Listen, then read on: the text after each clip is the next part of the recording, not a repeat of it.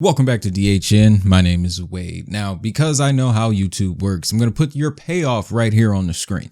But you're going to have to stick around to the end of the video to understand what these three arrows are even pointing at. You see, real world assets have been the talk of the town recently, and there's only been a select few assets that have already been ahead of the pack. We've covered a few of them on this channel, but the biggest one is the XDC network. Now, before we get into the BlackRock side of things, we got to show you where everything, at least in my opinion, truly got started. Now, I want to show you this chart here. Give me a moment to, there it is. April 10th, 2024. You can see this is the total value locked for the XDC network. It's sitting at 9.32 million, courtesy of DeFi Llama. Now, I posted this out on X and nobody really seemed to pay attention, but if I'm not mistaken, this is an all-time high. DeFi Llama has data going back to 2022. This looks like an all-time high to me. So that has to be significant, right?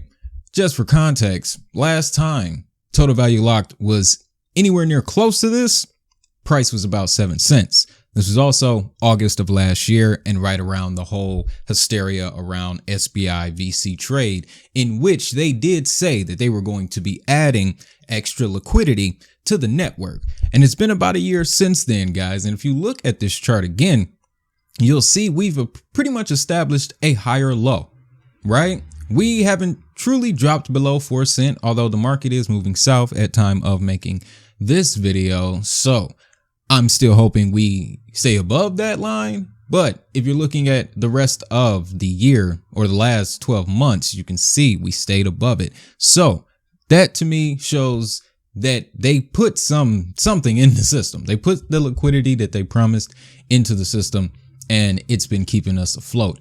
Now, after I saw that spike, right, I decided to take a look around the community, see what else was going on, and I stumbled upon this, courtesy of Bell 888. They stayed thrilled about the volume surge on XSwap's protocol, 24-hour volume reaching 724,000, a remarkable 71% of total value locked. This was on April 2nd, and when you look at the chart again, this is where that spike starts, is right around April 1st and April 2nd. So XSwap protocol was getting a lot of attention, but there's another platform that really picked up the bulk of this. And we've been following this platform ever since they joined the XDC network back in February of last year. We're talking about the Fathom protocol. Now, the reason why I've kept my eyes on Fathom ever since they joined the network was because of their initial press release. They spoke all about it.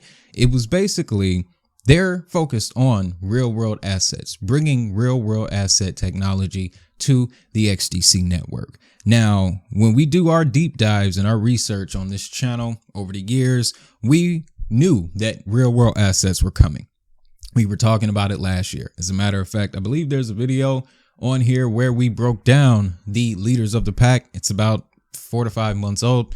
YouTube will link it to you at the end of this one. But these numbers are what's interesting to me, because I'm trying to figure out where this $7.16 million came from.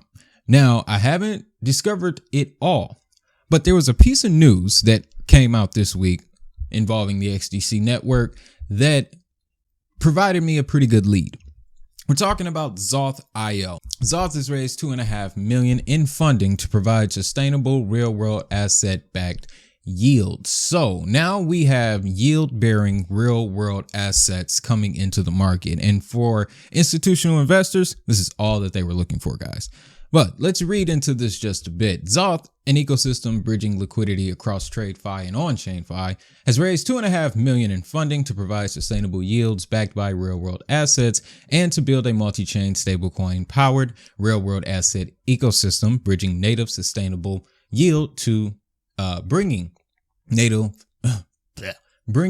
sustainable yield to DeFi. The seed funding round, led by Blockchain Founders Fund, features participation from Borderless Capital, Mindfulness Capital, Yap Capital, Momentum 6, Singularity DAO, Atlantis Capital, Outlier Ventures, Decubate, which is a very interesting platform. As a matter of fact, I was watching Dusty Crypto. I don't know if you guys are familiar with that name, but he's promoting Decubate, and it allows you to buy tokens pre-sale, like straight up pre-sale. So interesting.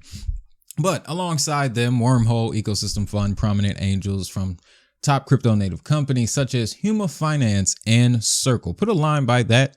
They are going to be very important in just a few moments. Now, the round includes a strategic partnership with the enterprise-ready, real-world asset-friendly XDC network. This strategic alignment is specifically designed to boost the blockchain's efficiency and transparency in handling real-world assets, making it an ideal platform for enterprises looking to tokenize real-world assets. So what Zoth has is an offering on the XDC network. They're a multi-chain solution, so they're also running on Ethereum, Polygon, and a couple others I can't recall right here in the moment. But their offerings for the XDC network are up here. As you can see, invoice factoring pool from Singapore over collateralized invoice factoring pool. Now, I didn't dig too deep into what those are aimed at specifically.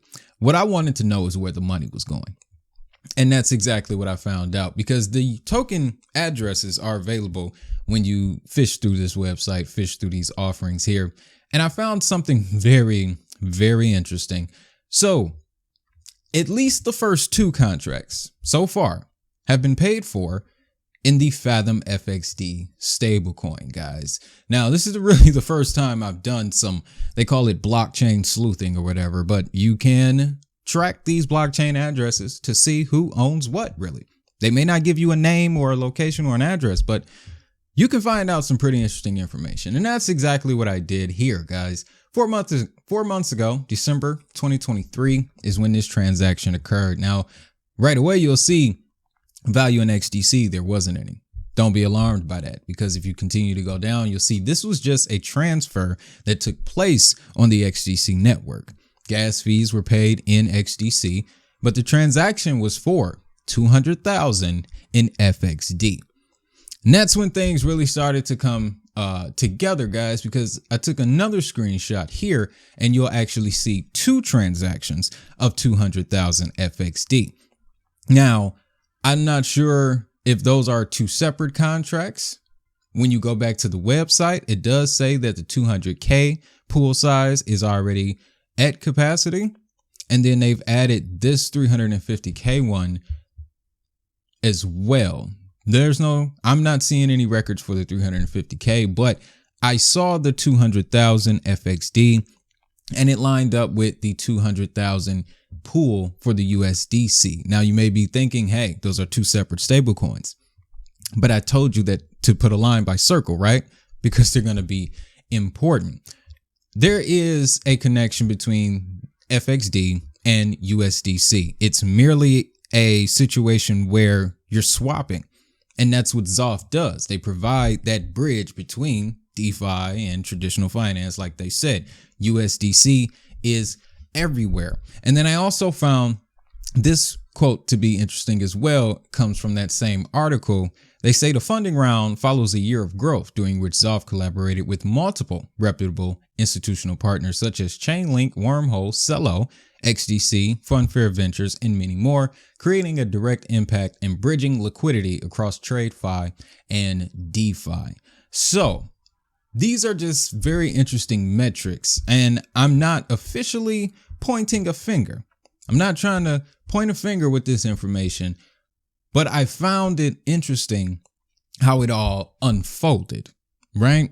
Now, speaking of Circle, and here's where we're going to start to lean into the BlackRock side of the discussion. If you found value so far, don't forget to hit that like and subscribe if you haven't already. Now, Circle announced its USDC smart contract for transfers by BlackRock's BUIDL fund investors. On March 20th, last month, BlackRock announced this new tokenized platform, this new BUIDL fund on Ethereum, right?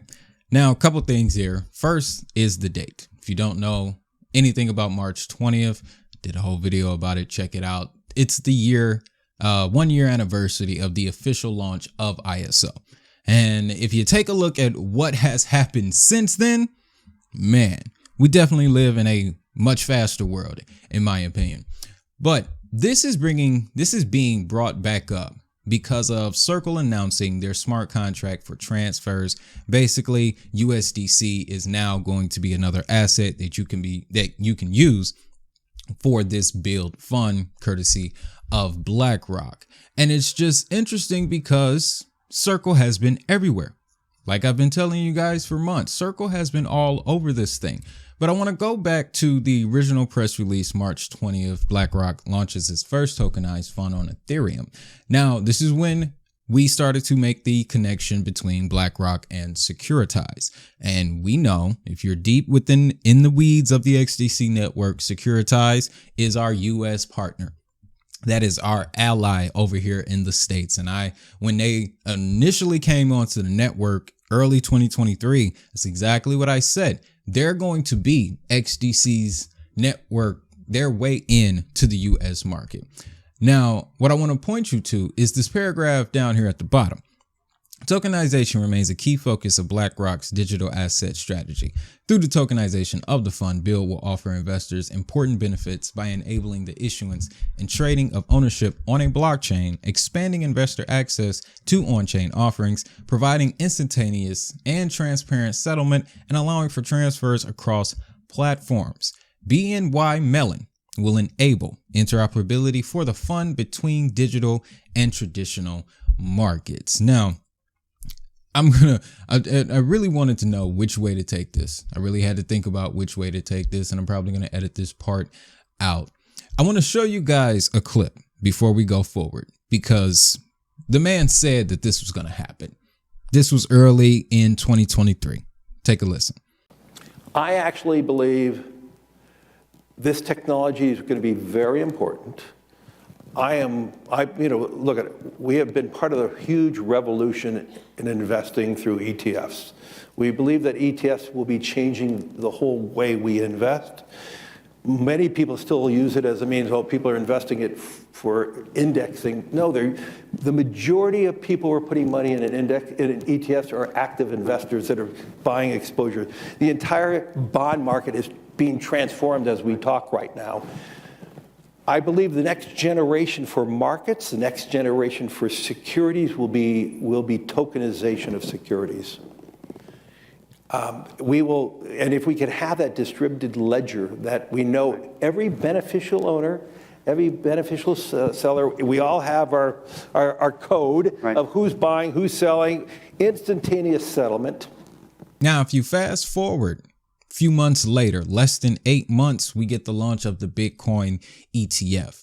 And what he had to say in an interview there, I won't pull up the clip here. I actually posted it on X. But he says, if we can turn Bitcoin into an ETF, imagine what else we can do. Is pretty much what he said. So all of that really had me thinking. So I had to go back, guys, because this isn't the only institutional investment product on the XDC network that has launched. I want you guys, do you guys remember when tokenized US treasuries hit the XDC network? And who provided those tokenized US treasuries? They were coming through securities, but the platform was TradeTech, right? Well, see, the token that's involved is USTY, and the issuer of that token is YieldTech. Okay, now this is very important because when we do go back over to realworldassets.xyz, which is where we have been getting all of our data on the real world asset emergence, all the coins getting involved, which instruments were being tokenized, things like that.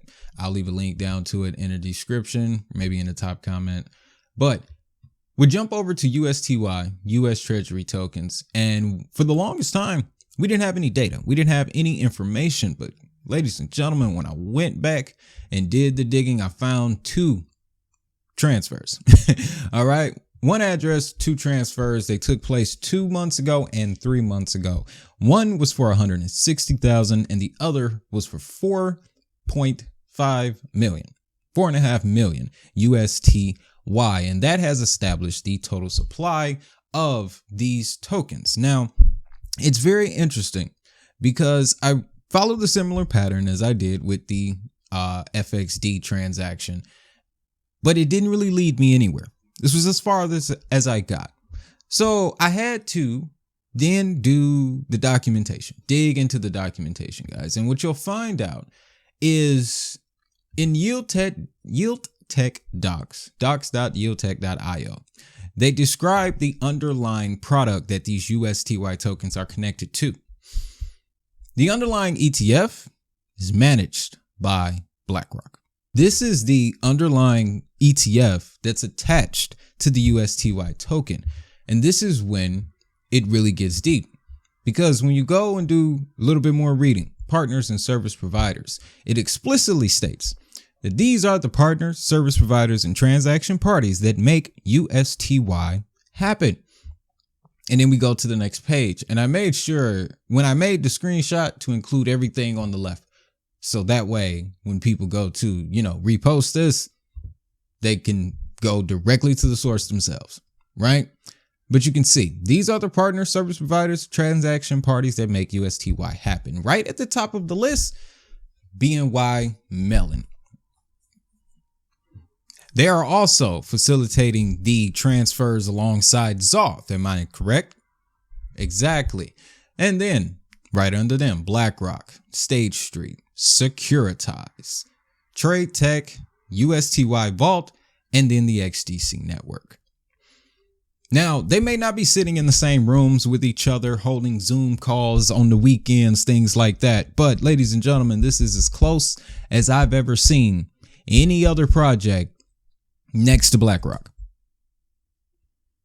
Period. And let me show you the actual ETF itself. It's iShares Treasury Bond, 0 to 1 year UCITS ETF. Now, someone feel free to let me know what UCITS means. I'm digging into crypto. I don't have time to dig that deep into traditional finance, but that's what I connect with you guys for. This is the underlying ETF that those USTY tokens that are running on the XDC network represent, and they're being managed by BlackRock. So, in my humble opinion, is BlackRock working with the XDC network? They may not be explicitly, but they're definitely right alongside them. And once there was a discussion that was had to put this ETF together. And someone, a representative from BlackRock, had to sit down with a representative from YieldTech and Trade Tech and Securities.